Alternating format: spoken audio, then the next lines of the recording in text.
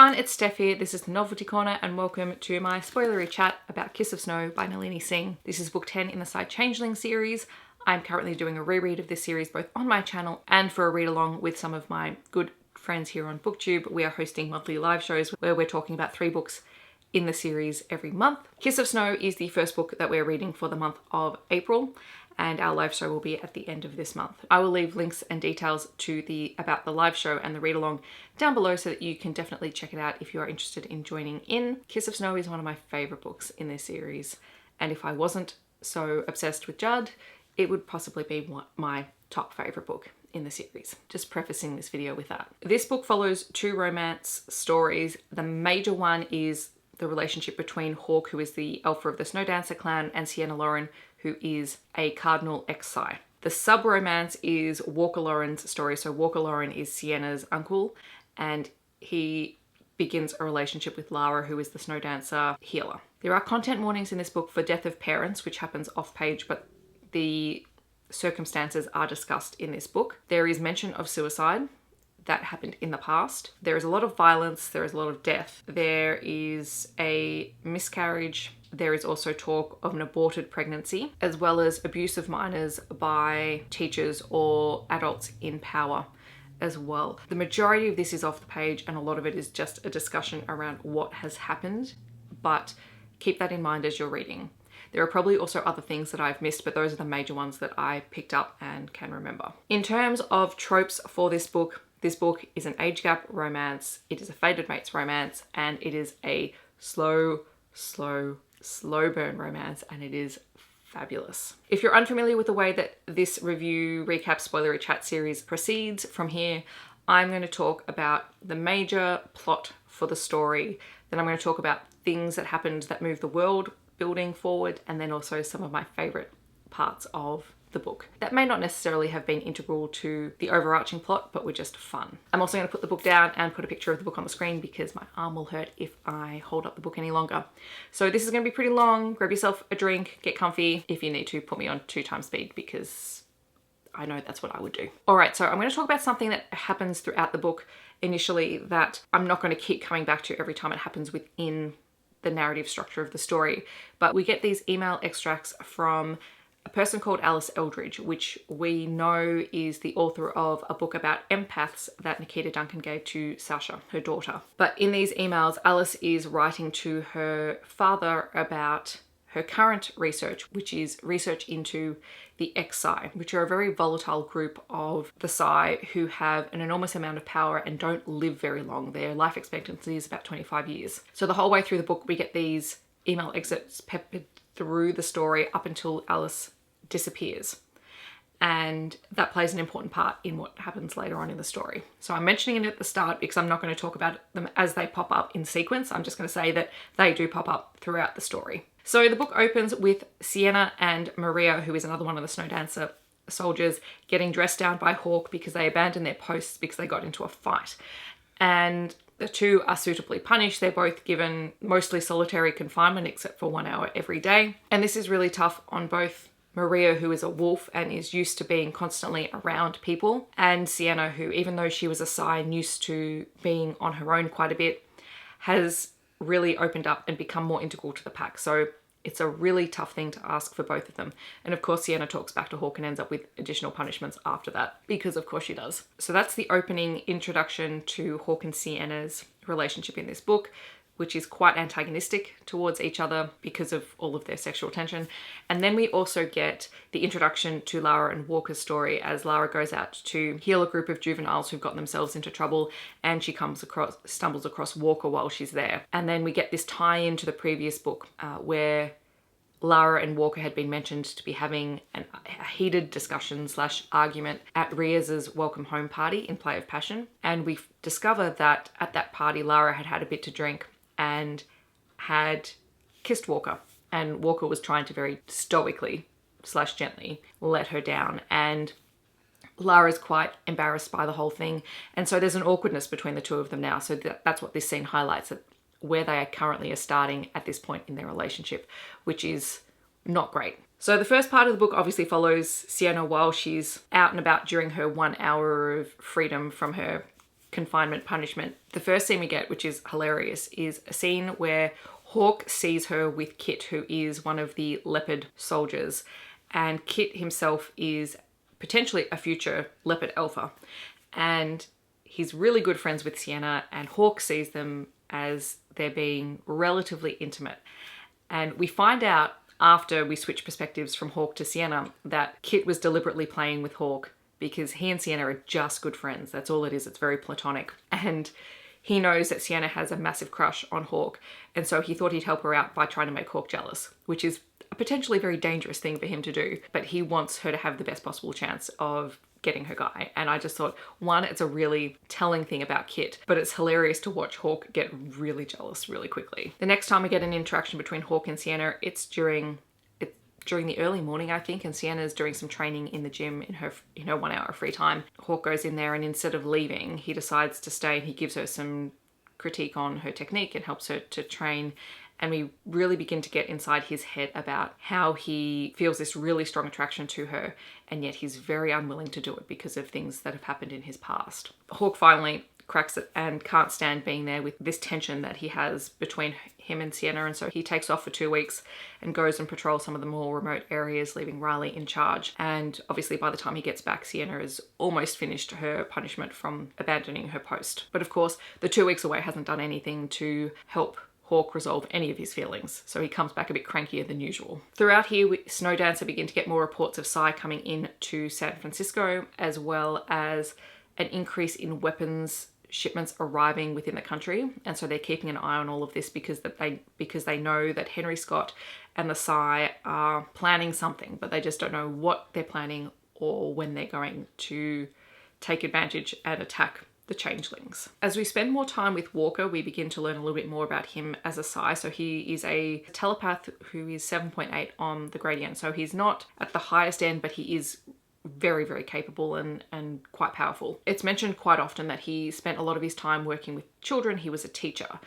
And as he spends some time with his daughter Marley, we find out that his powers are a bit of an oddity because at the center of his mind, there's this very weird mental star that shifts and changes. And it's mentioned that Marley is really fascinated by it. Whenever she spends time with her father, she tends to get lost in this because it's like a puzzle. And that becomes a really important point later on.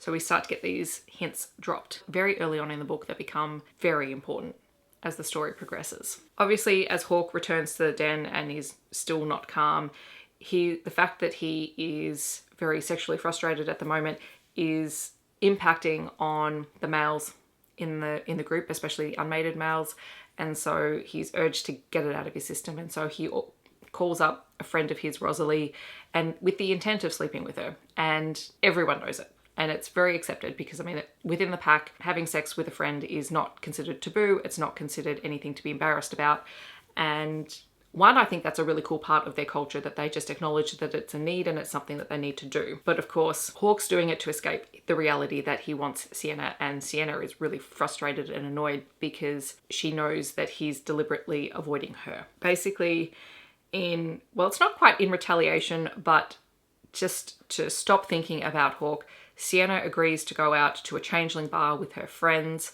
and they're having a great time, and then we switch back to Hawk's perspective as he gets a phone call from the manager of the bar, Jose, who tells him to basically come down and collect all of the kids because they're about to start a riot in the bar. And when Hawk arrives, he finds Sienna dancing on the bar. And in the bar, you've got a whole lot of predatory changeling juveniles plus humans, and Sienna being very attractive on the bar, and it's just an explosion waiting to happen.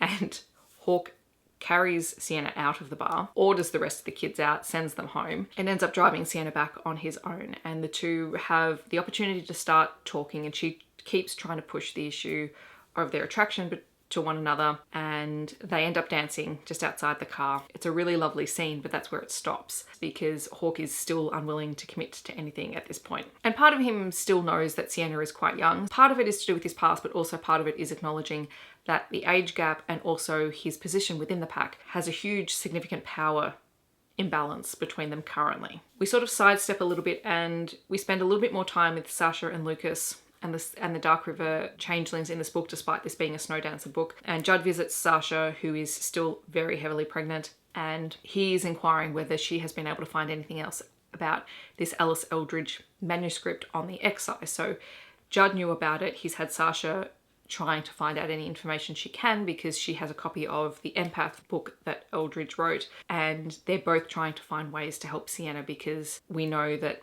there is sort of a potential catastrophe waiting if they can't figure out a way to understand exactly what Sienna's power is and is capable of. Frustrated with everything that's going on with Sienna, we have this scene where Hawke goes out to a field and he starts talking to Teresa or Rissa, and there's no one else actually there. Rissa is actually the mate that Hawke believed that he found when he was very young. And Rissa died when she was 5 years old in an avalanche. And Hawke had known her, I think, since she was 2 or 3 years old. And he was 10 at the time when she died. And he truly believes that she was his mate and that he lost her and that wolves only mate once. And so obviously nothing happened to them when they were kids. He was just very fiercely protective of her, but her loss really shaped who he was. And so he goes to this field and he's talking to her and he's talking about what's going on and trying to make sense of things for himself. I think there's a lot of guilt there because he gets called out on this a little bit later on, where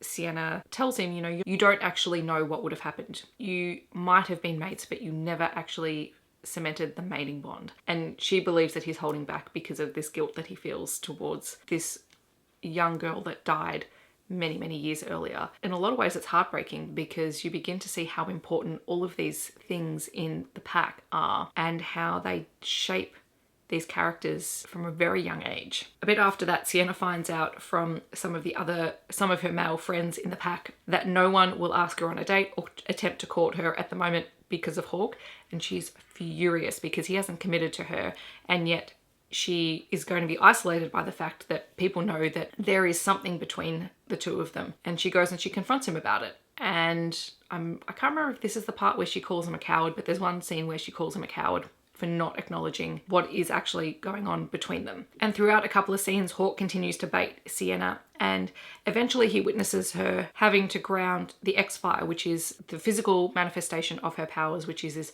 really strong, very dangerous sort of fire. In my head, I think of like the Phoenix from the X-Men series, that kind of psychic flame that can burn anything up. It doesn't burn her initially, but when it builds up in excess, she has to ground it in the earth.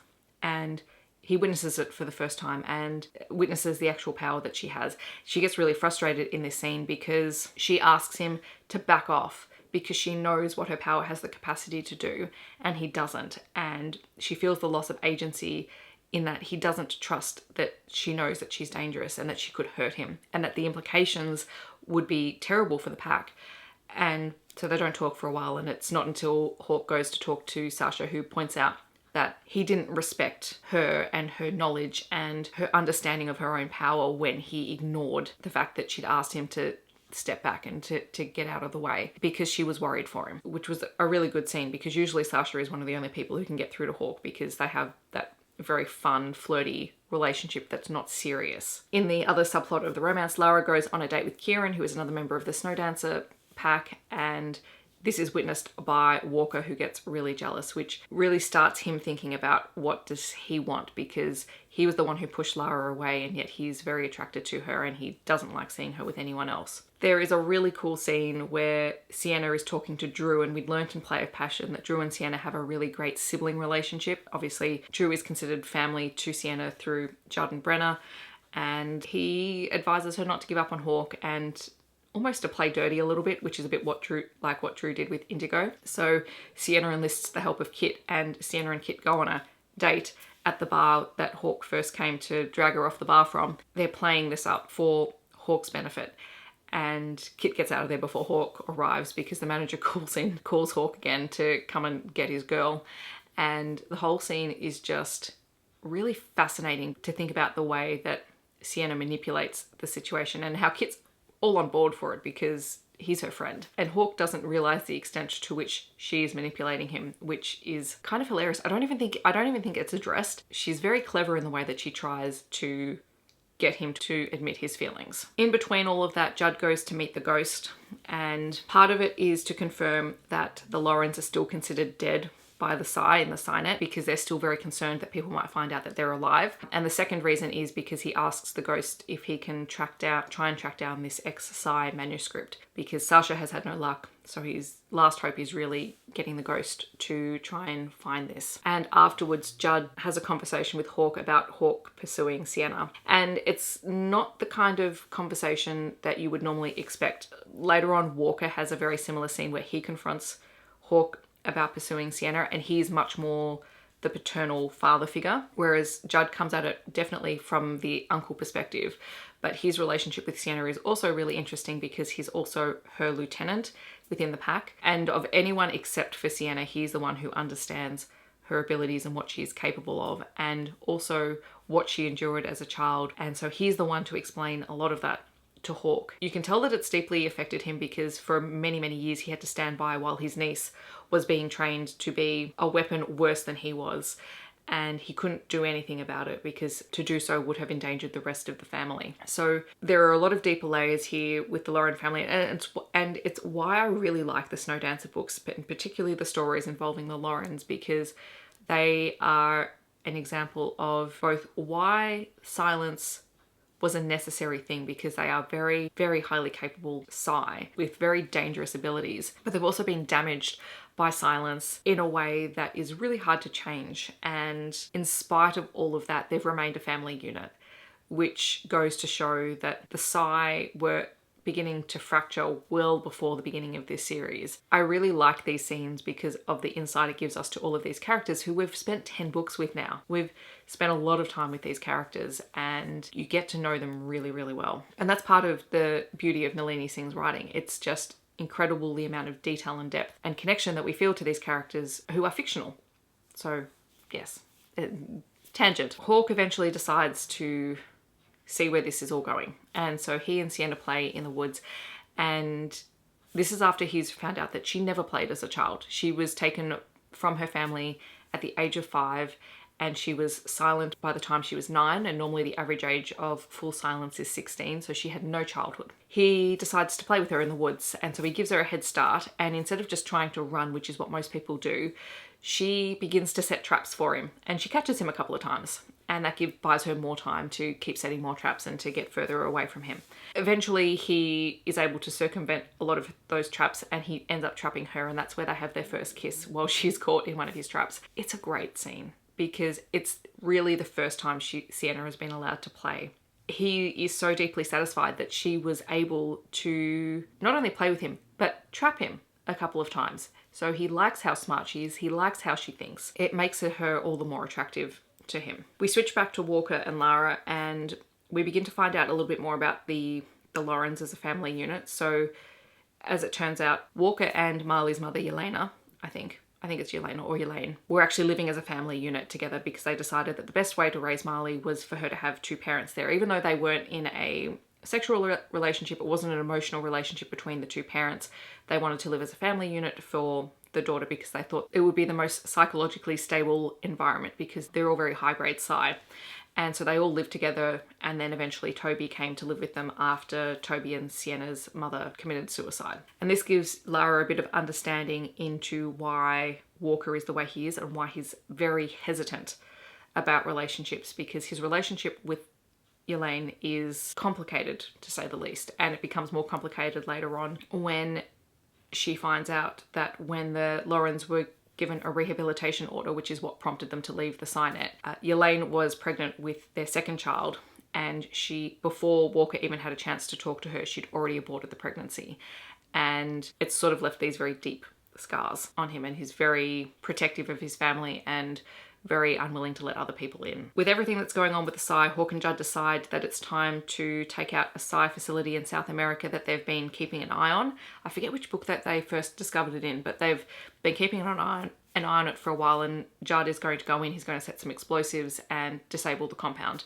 And he needs to take someone else with him, and the only other person who would be suitable for the task is Sienna, which Hawke obviously objects to. But Judd is able to explain the reasons why, because she's had this very specific training, similar training to what he had, but on a different scale. And it's also a really great scene because it shows how much Judd trusts his niece, because Hawk is one concerned because he has feelings for her, but also she's a novice soldier and there are other more experienced people that Judd could take. But Judd needs someone with a specific skill set, and Sienna has that. When Hawk agrees, it's quite significant because he's actually sending two Psy to complete a changeling operation, which is the first time that that's happened. Normally there's Psy with changelings, but he's trusting in his lieutenant and he's trusting that Judd will be able to complete the mission with Sienna. And I really like that scene because so much has changed in the dynamic between these characters. Hawk and Sienna talk about this mission and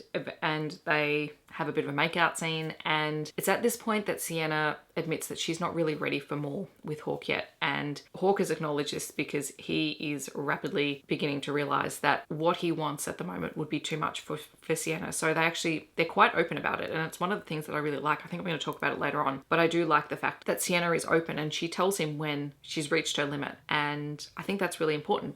Consent is sexy, and I like that it's in this book. Eventually she leaves with Judd for the mission, and Hawk is basically unbearable to everyone around him while they're away, especially since they come back 6 hours late, and so he's very cranky. After he gets the mission report, he ends up going to visit Sienna and they have a really, really hot, steamy scene. It's not the first time they have sex or anything like that, but it's a very steamy scene. We begin to see that, okay, this relationship is beginning to progress now, and that Sienna is beginning to push her limits, and Hawk is beginning to recognize where her limits are. We also find out that Judd has been keeping tabs on Sienna's power, which has been growing sort of at an exponential rate, and that the reason that he knows that that's happening is because Toby, Sienna's brother, has been tracking it and has been writing down every time she has to go ground her power or anytime that the power build-up becomes significant. And I loved that scene because Toby is clearly so protective of his sister, and he's so worried about losing her that he's keeping track of everything that is going on with her. After another Psy attack in which a lot of the pack are injured, Hawk and Lara are both exhausted because they've been involved in all of this. And here we get another parallel between Hawk and Sienna and Lara and Walker, because Hawk is exhausted after giving a lot of his strength to Lara to heal people. So he ends up going to Sienna and he stays the night with her for the first time. And it's a very sweet scene. And then we also get the parallel of Lara, who is exhausted, and it's Walker who comes to help her. They were just really beautiful parallel scenes that had nothing to do with the sexual tension between any of the characters. It was purely about these characters taking care of each other. And I just thought it's really lovely. Hawk then gets Sienna to sit in on a meeting with his lieutenants where she explains her theory that she actually believes that while Henry Scott is the face of all of these attacks on the Psy, that she believes that he's being backed by Ming Lebon, because a lot of the strategies that are being used are very similar to what she witnessed him talking about or implementing while she was training with him. It's the first time she's sat in on a lieutenant's meeting because she's not considered part of that pack. She's a novice soldier, but they listen to her because she lays out exactly why she thinks the way that she does and makes it clear that this is what's happening. We cut to the ghost who doesn't find the Eldridge manuscript but finds something else. He actually finds Alice Eldridge herself, and I'll talk about a little bit about that later on. But then we find out that the lieutenants, to try and do something nice for Hawk, have built him this cabin in the woods away from the den so that he has a private place for him and for Sienna. They have the place to themselves, so they play, they have sex there, and it's just this space for them that they can go and get away to. However, while she's there, her power builds up to a critical state again, and so she grounds her power, and by the time they get back to the den, she's realized that the power build-up is happening more rapidly, and so without telling anyone, she packs her bag and leaves the den because she's really worried that if she goes critical, that the resulting explosion or her powers could injure so many of the people that she now considers family. Toby realizes what's happening. He actually goes to Hawk and tells Hawk that she's left, and Hawk goes after her and finds her and refuses to leave her, regardless of what happens. And this is really stressful for Sienna because it's Hawk really committing to them, but he's still unable to give her the mating bond. And she realizes really early on that she's actually grateful for that, because if they had a mating bond and she died, it would have almost irrevocable implications for the pack, and she doesn't want that anymore. She wants Hawk to be hers, but she doesn't want this mating bond in case her powers kill him or kill the people that they're connected to through that bond. We find out that the ghost really trusts Judd, and eventually releases Alice Eldridge's body to him, and is able to teleport her back into the Pack medical facility. There he enlists the help of Lara, Tamsin and Shia to try and wake up this scientist who was kept in cryonic suspension for many, many years in the hopes of finding some way of controlling Sienna's Psy ability. The Snowdancer pack are really preparing for this Psy war, or this Psy attack that's definitely coming, and so they're planning on evacuating the kids, and so Walker is going to go with them. And at the same time, Hawk makes the decision to finally blow up the South American compound, which is what Judd and Sienna were doing, setting explosives when they were on their mission. And at the same time as that, we finally get the attack that's happening. So they begin to attack both Snowdancer and Dark River territory, as well as San Francisco, and all of the characters are spread out across the different areas in order to protect the city. While the wolves are fighting in the Sierra Nevada mountains, they are incapacitated, and Sienna, who has been watching from a distance, finally steps in and she unleashes her abilities, which basically create this wall of psychic fire that burns up everything in its path. And she's absolutely terrified that she has killed members of Snowdancer who've been in the way. We find out afterwards that she was able to neutralize the Psy, but she didn't let her powers kill any of the Snowdancer wolves. And it's both a relief to her, but she's also still really stressed about the fact that her power is out of control. While she's in the middle of this fight scene, Hawk eventually fights his way to her, and she's so worried that she's going to hurt people that she decides to cut her link to the Lorinet, which would basically kill her because she needs that feedback. And Hawk realizes this, and he basically shoves a Changeling connection through her, which turns out to be the mating bond. And the force of that, the fact that she has been pulled out of the Lorinet into the Snowdancer web, means that with both her and Judd in the Snowdancer web, they forcibly pull the rest of the family into the web, basically eliminating the need for the Lorinet, because with two of the most powerful members of their family in a different web, they actually just, it's almost like they've all transferred across. And this knocks all of them unconscious for a while because of the psychic shock of being disconnected from one network into another. When Judd wakes up, he goes back to visit Alice Eldridge, and she wakes up temporarily, and he asks her about the Psy and her research. And before she falls asleep again, the one thing she says is that they need to find the valve, which seems to suggest that there is some way of controlling the X-Fire ability that Sienna has. Sienna goes critical again. This time now she's connected to everyone in the Snowdancer pack, and she and Hawk go way out into the mountains because she doesn't want anyone to get hurt. And when she goes critical, her power is released down the mental network. It hits everyone and is really, really powerful until it hits Walker. And that weird mental star that he has at the center of his brain actually acts like a valve or a filter for her powers.